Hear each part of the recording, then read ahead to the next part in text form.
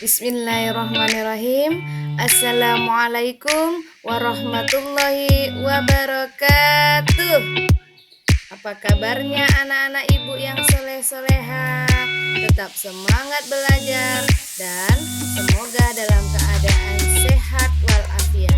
Amin ya robbal alamin. Baik, pada hari ini kita akan belajar materi menyambut usia baligh, pendidikan agama Islam dan budi pekerti kelas 4. Seperti biasa, sebelum kita belajar, mari anak-anak ibu kita berdoa terlebih dahulu. Bismillahirrahmanirrahim. Raditu billahi rabbah wa bil islami dina wa bi muhammadin nabiyyan wa rasulah. Rabbi zidni ilma warzuqni fahma. Amin ya rabbal alamin. Coba anak-anak ibu perhatikan gambar ini.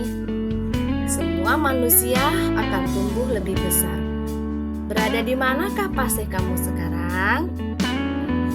Berapa umur kalian? Coba hitung berdasarkan tanggal lahir.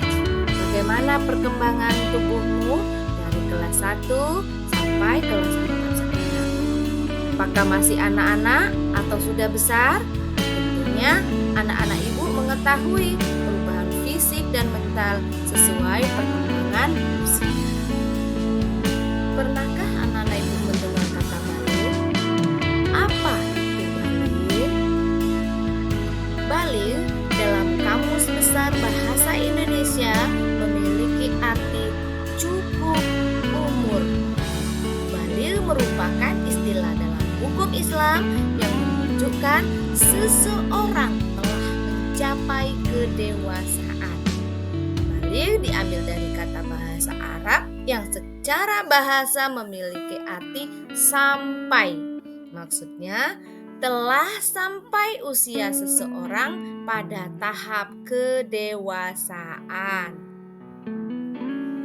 Tanda-tanda baligh itu dibagi menjadi dua, yaitu menurut ilmu fikih dan menurut ilmu biologi. Nah, tanda-tanda baligh menurut ilmu fikih. Fikih adalah ilmu yang membahas tentang hukum Islam. Dalam Islam, fikih dibahas tata cara dan aturan dalam beribadah. Apa saja tanda-tanda baligh menurut ilmu fikih? Pertama, mimpi basah atau intilam. Ini untuk anak laki-laki. Kedua, haid atau menstruasi. Untuk siapa? Untuk anak perempuan. Kemudian yang ketiga, berusia 15 tahun. Sekarang coba anak-anak ibu lihat di bukunya halaman 59. Kita baca dulu tentang kisah Ahmad dan Luqman. Tengah malam, Ahmad tiba-tiba terbangun karena celananya basah. Ahmad melihat jam dinding yang menunjukkan pukul 2 pagi. Gerakan Ahmad membuat Luqman terbangun. Ahmad, kamu kok sudah bangun? Sekarang kan masih jam 2 pagi, kata Luqman. Aku gak sengaja kencing, hehe, kata Ahmad dengan wajah malu-malu. Wah, sudah besar kok masih ngompol, canda Luqman kepada Ahmad. Setelah mengambil celana pengganti di lemari dan tidak pergi ke kamar mandi, tiba-tiba Luqman mencegat Ahmad.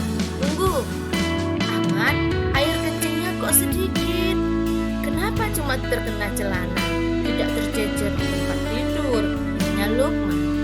Iya nih, nggak tahu juga aku, jawab Ahmad. Singkat sambil berlari ke kamar mandi. Tak lama kemudian, Ahmad sudah kembali dari kamar mandi dengan celana yang baru dan bersih. Ahmad, apa kamu merasakan sesuatu yang aneh waktu ngompol tadi? Selidik Luqman. Aneh? Enggak tuh, tapi aku tadi sempat bermimpi sebelum akhirnya terbangun, jawab Ahmad. Mimpi? Mimpi apa? Tanya Luqman kepada Ahmad. Aku sudah lupa mimpinya. Yang jelas, waktu ngompol tadi rasanya berbeda dari kencing biasa. Jawab Ahmad. Nggak salah lagi. Kamu tuh bukan ngompol, tapi baru saja mimpi basah. Nah, itulah gambaran dan penjelasan mengenai mimpi basah atau ihtilam. Mimpi basah atau ihtilam biasanya dialami oleh anak laki-laki ketika berumur 9 tahun atau lebih. Apabila anak-anak ibu telah mengalami kejadian ini, itu artinya kalian sudah masuk dalam usia balik. Yang kedua, haid atau menstruasi. Anak-anak ibu lihat kembali di halaman 61 bukunya ada kisah Aisyah. Pada suatu pagi, Aisyah merasakan lemah saat bangun tidur. Kepala Aisyah pusing, badannya juga panas. Aisyah pun pergi ke kamar mandi untuk buang air kecil dan berwudu. Tiba-tiba Aisyah kaget saat melihat ada bercak darah di celananya. Aisyah tidak jadi ke kamar mandi. Aisyah, kok belum siap-siap? Ayo, ibu sudah menunggu kita untuk salat berjamaah, tegur Kak Faizah yang sudah mengenakan mukena. Kak, Aisyah sudah keluar darah, kata Aisyah malu-malu. Kak Faizah mengerti maksud Aisyah. Dia langsung pergi ke kamar Kak Faizah. Kak Faizah segera melepas mukenanya. Dia mengambil sesuatu dari dalam. Lalu Kak Faizah mengajak Aisyah ke kamar mandi. Tak lama kemudian mereka pun keluar dari kamar mandi. Aisyah ingin berwudu. Ia mau sholat subuh berjamaah. Akan tetapi Kak Faizah berkata, Aisyah tidak usah sholat dulu ya. Aisyah lebih baik beristirahat lagi di kamar. Aisyah pun mengikuti saran Kak Faizah. Dia kembali ke kamarnya. Setelah subuh, ibu masuk ke kamar Aisyah. Ibu membawakan susu hangat dan roti. Aisyah, makan roti dan minum susu dulu supaya tidak lemas. Ibu menyuapi Aisyah sambil berkata, Aisyah sedang mengalami apa yang disebut haid, mens atau menstruasi. Aisyah jangan takut. Haid itu sudah biasa terjadi pada anak-anak perempuan seperti kamu. Oh iya, tadi Aisyah lihat darah haidnya berwarna apa? Tanya ibu. Darahnya berwarna merah terang. Nah, warna merah terang biasanya terlihat pada hari pertama dan kedua saja. Darah yang keluar di awal menstruasi biasanya berwarna terang dan keluar cukup banyak.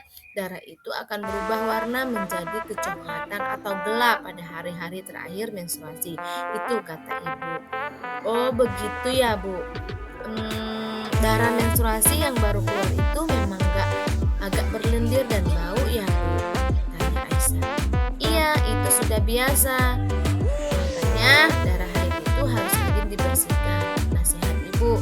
Kenapa bagian bawah perut Aisyah seperti kembung dan sakit ya? Punggung Aisyah juga kram, tanya Aisyah. Aisyah, sakit seperti itu sudah biasa terjadi di awal masa haid. Nanti juga hilang sendiri kok. Kamu hanya perlu istirahat supaya sehat kembali. Itu kata ibu. Itulah penjelasan mengenai haid atau menstruasi. Apabila anak-anak ibu telah mengalami kejadian ini, itu artinya anak-anak ibu sudah masuk dalam usia balik. Ketika sudah masuk usia balik, anak-anak ibu sudah terkena kewajiban dalam agama. Tanda yang ketiga, berusia 15 tahun. Anak laki-laki dan perempuan yang sudah mencapai usia 15 tahun, ia telah masuk usia balik. Meskipun sebelumnya tidak mengalami tanda-tanda balik seperti ihtilam atau haid. Selanjutnya, tanda-tanda balik menurut ilmu biologi. Tanda-tanda balik menurut ilmu biologi dinamakan pra-remaja, yaitu masa transisi peralihan dari anak-anak menuju dewasa. Adapun tanda-tanda untuk anak laki-laki yaitu suara terdengar semakin berat, tumbuhnya jakun, tumbuhnya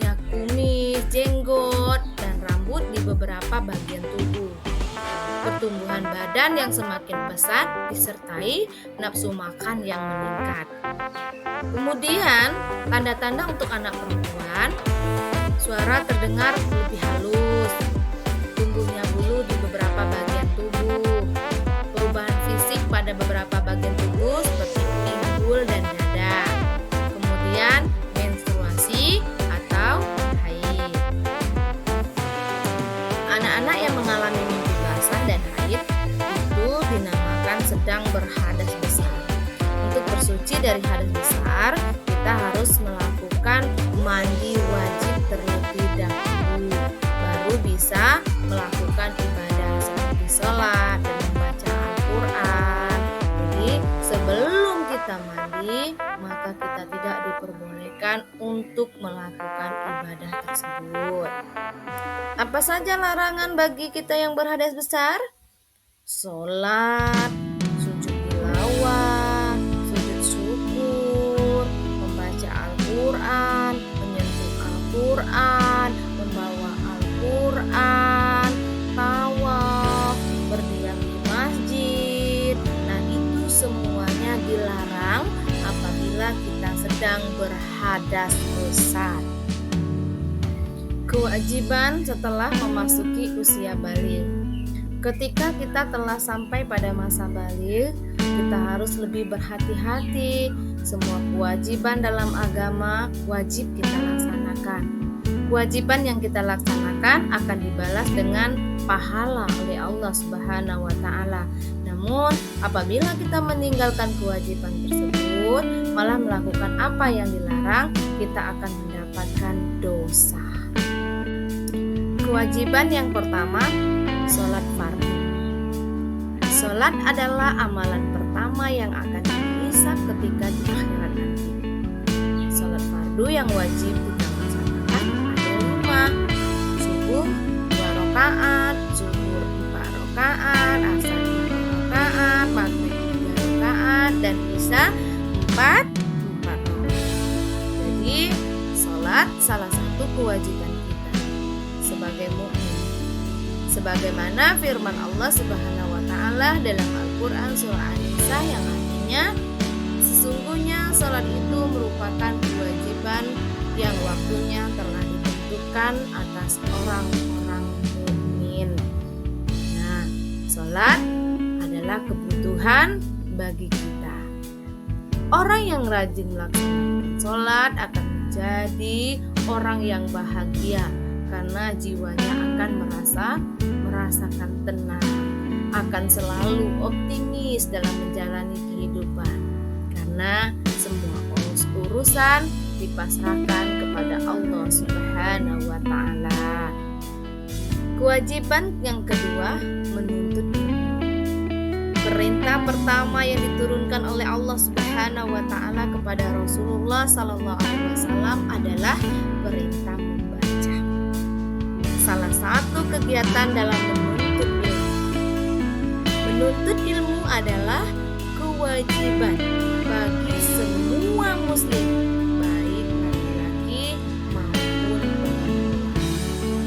Nah, dengan ilmu seseorang bisa mengetahui banyak hal, karena segala sesuatu ada ilmunya.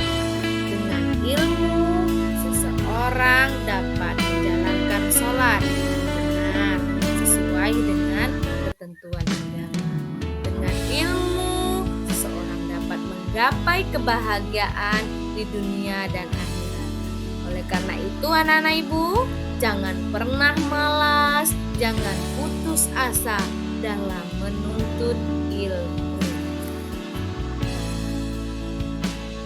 Kewajiban selanjutnya bagi seorang yang telah memasuki usia baligh adalah menutup aurat. Aurat adalah bagian badan yang tidak boleh terlihat. Aurat laki-laki berbeda dengan aurat perempuan. Seorang laki-laki harus menutup bagian antara pusar dan lutut, sedangkan perempuan wajib menutup seluruh badan kecuali wajah dan telapak tangan. Seorang yang sudah baligh harus bertanggung jawab terhadap apa yang sudah dilakukan. Selain bertanggung jawab jawab, seorang yang sudah balik juga harus bersyukur terhadap segala apa yang dimiliki dan harus selalu taat beribadah. Alhamdulillahirrabbilalamin. Selesai sudah pembelajaran kita hari ini. Mudah-mudahan apa yang Ibu sampaikan anak-anak Ibu bisa memahaminya. Jadilah pelajar yang gigih, karena dalam ilmu terletak kunci kesuksesan. Dengan tekad dan semangat, mari terus menuntut ilmu. Sampai jumpa pada pembelajaran berikutnya. Terima kasih. Ibu akhiri. Wassalamualaikum warahmatullahi wabarakatuh.